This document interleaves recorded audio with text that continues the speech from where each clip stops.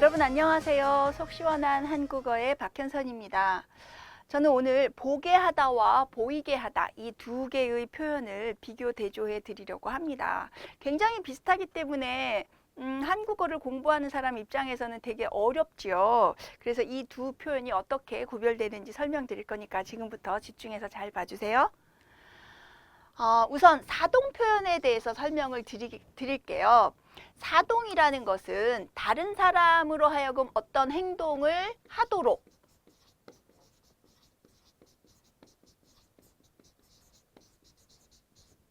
시키는 것.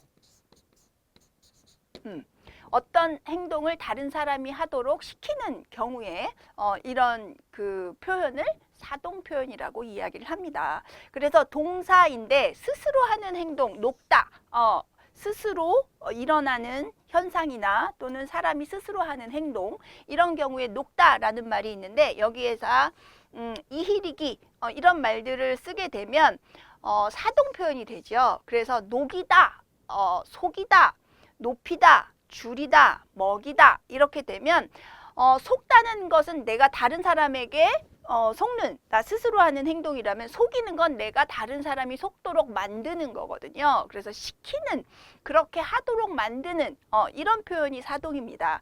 그래서 속이다, 또 높이다, 높게 만드는 것, 또 줄이다, 먹이다 이렇게 이를 넣어서 사동 표현을 만들 수가 있습니다. 이럴 때 내가 얼음을 녹여요. 따뜻한 입김을 불어서 얼음을 녹게 만드는 것, 내가 직접 어떤 얼음에 작용을 가하는 것, 이런 것들을 직접 사동이라고 말할 수 있습니다.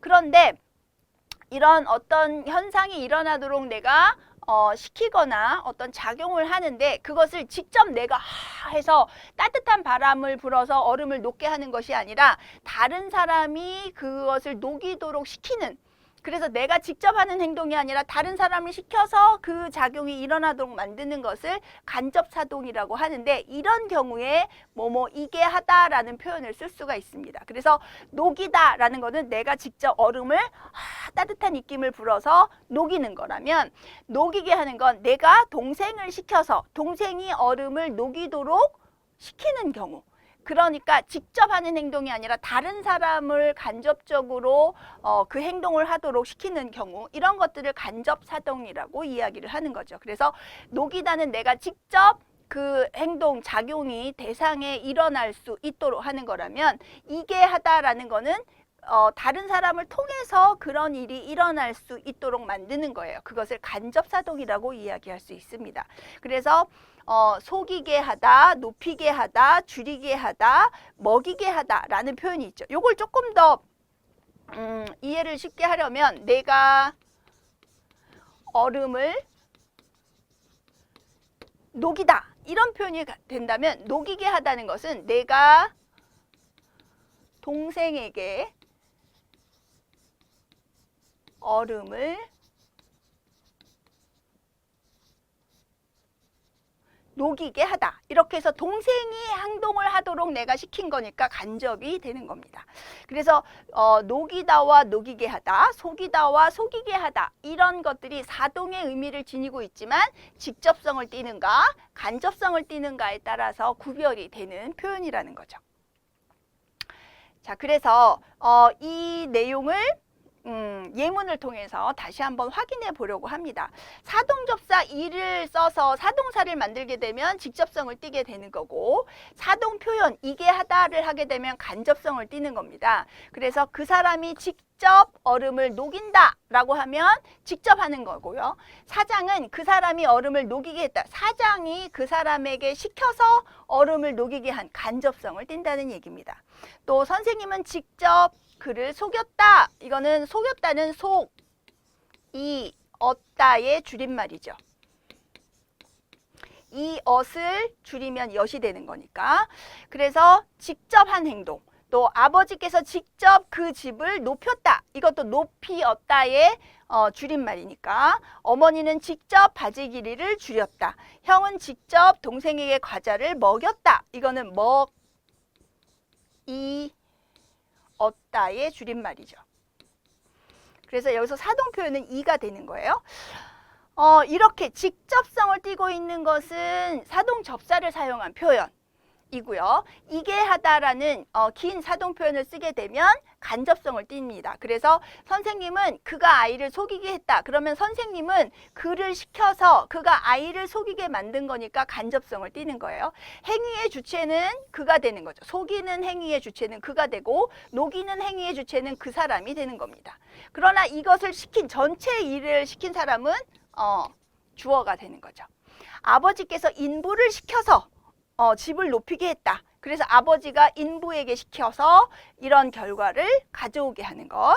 또 어머니는 수선집에 가서 그러면 수선집에 있는 사람에게 바지를 줄이도록 시킨 거죠. 그럴 때 이게 하다라는 표현을 쓸 수 있게 되는 거예요.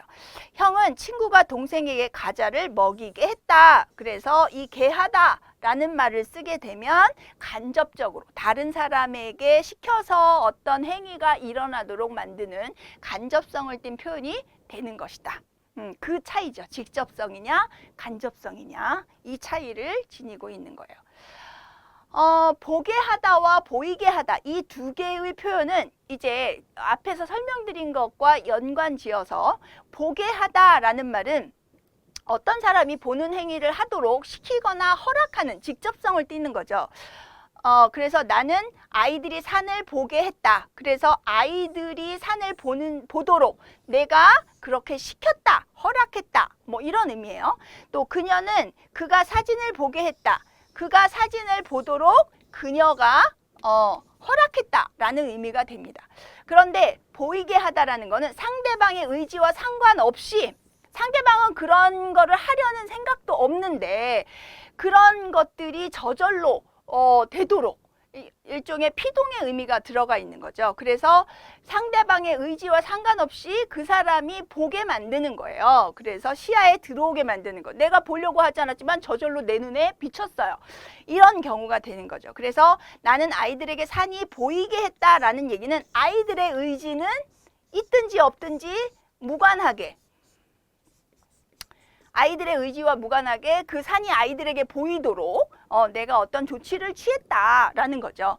또 그녀는 그에게 사진이 보이게 했다. 그래서 그녀는 시킨 것이 아니라 그가 저절로 그 사진을 볼 수밖에 없도록 자기가 보려고 하든지 내가 시킨 일을 하든지 이런 것이 아니라 그의 의지와 무관하게 산이 보이도록 만들었다라는 겁니다. 그래서 어쩌면 이런 경우에는 그나 아이들은 피동을 어떤 행위를 당하는 입장이 되는 거죠. 그래서 사동의 의미만이 아니라 어떤 다른 대상에게 행위를 당하는 그런 피동의 의미를 지니게 됩니다. 그래서 보게 하다와 보이게 하다는 문형 자체가 좀 다른데요. 보게 하다는 뭐뭇이 뭐뭇을 보게 하다라는 식으로 문장이 구성이 됩니다. 물론 이는 가도 쓸 수 있는 거죠. 이와 가, 을과 르는 앞말의 그 끝 의문이 자음이냐 모음이냐에 따라서 선택적으로 쓰는 거니까 요거는 여러분들이 이해하실 거라고 생각하고 그래서 원장은 선생님이 뛰는 아이들을 보게 했다. 이렇게 쓰거나 또는 아버지는 친구들이 우리 집을 보게 했다. 이렇게 이, 가, 뭐뭇을, 뭐뭐를 이런 방식으로 보게 하다라는 말 앞에 문형을 쓸 수가 있습니다. 그렇지만 보이게 하다라는 거는 에게 뭐뭇이 보이게 하다라는 문형으로 써야 한다는 거죠. 원장은 선생님에게 뛰는 아이들이 보이게 했다. 그래서 보이게 했다라는 경우에는 에게 뭐뭇이 이런 문형으로 쓰는 것이 바람직합니다. 또 아버지는 친구들에게 우리 집이 보이게 했다. 그래서 보게 하다와 보이게 하다의 앞에 문형이 보게 하다는 뭐뭇이 뭐뭇을 보게 하다. 보이게 하다는 뭐뭐에게 무엇이 보이게 하다. 이런 방식으로 문형을 구성해야 한다는 것 기억하시고요.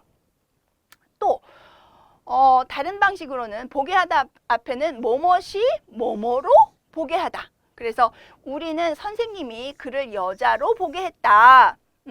그래서 선생님이 그를 여자로 보도록 뭐 변장을 시켰다든지 이렇게 했다는 거죠.